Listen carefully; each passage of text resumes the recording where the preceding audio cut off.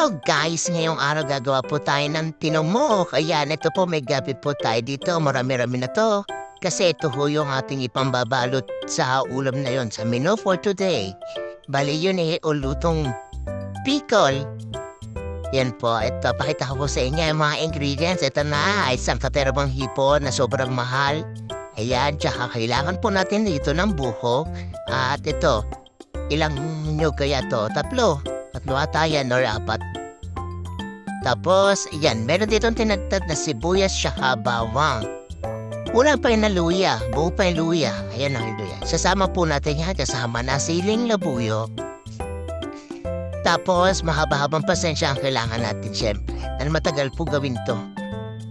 At ito na, ilabas na ang itak ni Lapu-Lapu dahil tayo ay magtatagtad na. Yan po mga ingredients. Ito na ang itak ni Lapu-Lapu. Tatatin na yan. O yung mamang sasabi niya kailangan na ba't hindi nila gumamit na food processor. Unang-una ho wala kami nun. Pangalawa, mas masarap po kasi kapag ganyan nag-combine po yung mga ingredients kapag manong-manong tatatarin tsaka mas maganda, mas masarap yung outcome pag ganyan po yung proseso. Paghihirapan mo. Kaya pag magluluto ka nito, so ulamin mo ng hapunan, umaga pa lang gawin mo na. Dahil sobrang tagal ho. Yan o, nakikita niyo, tinatadtad. Tapos, yung pino na yan, hindi pa yan. Dapat yung medyo sticky na yung kalalabasan yan. Ganun po, pwede na po kapag ganun. Yan, tatatarin yan. Mano-mano ng ganyan. Tapos, titimplahan mo na huya para mamaya babalut-balutin na lang. Talagyan niya na ng asin. Adik sarap, ganun.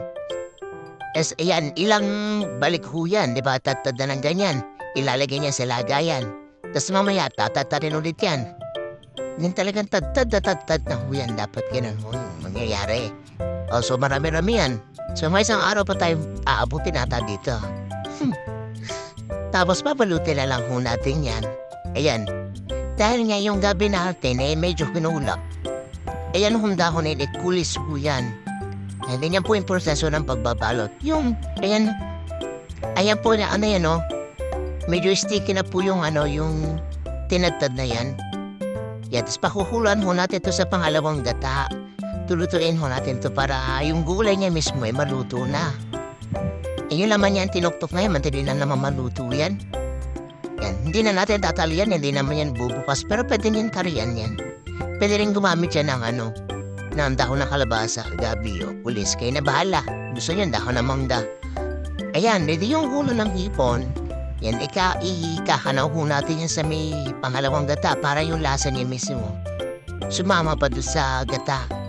Bali yan po yung gagawin natin pang toppings naman doon sa niluluto natin. Ito po yung pinakulo natin, binalo to.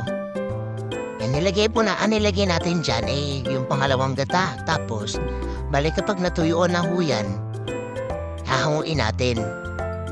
Ayun, natuyuan na siguro yun. Niniluto na yun. Kaya hinahon na. Yan.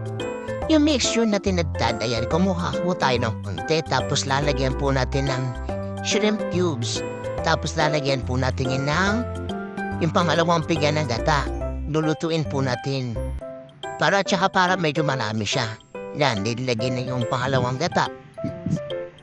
Hintayin lang natin yan lumapot. Yun na po yung goal natin dyan.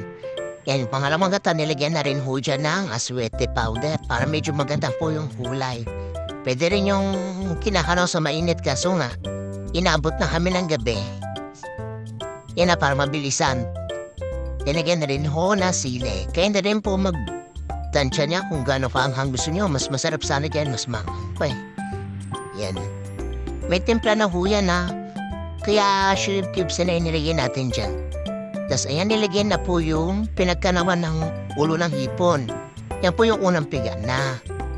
Kasi hintayin po natin yung magmantika. Parang, yan. Yan o, pinakukulan na yan. Magmamantika ho yan. Mag-orange way na parang magmumukha siyang alige.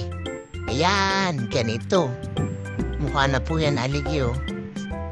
Yan. Tapos kada serving po niyan, ilalagay mo yung binalot, tapos lalagyan mo ng pang-toppings ito. Yan o. Ganun po yung pag-serve niyan. Yan, like this. ba? Masarap po yan. Yan po yung lutong Bicol. Mukha lang siyang San Marino corn tuna, pero masarap yan. Masarap yan sa mainit ng kanin or sa bahaw. Kaya bye, bukas ulit!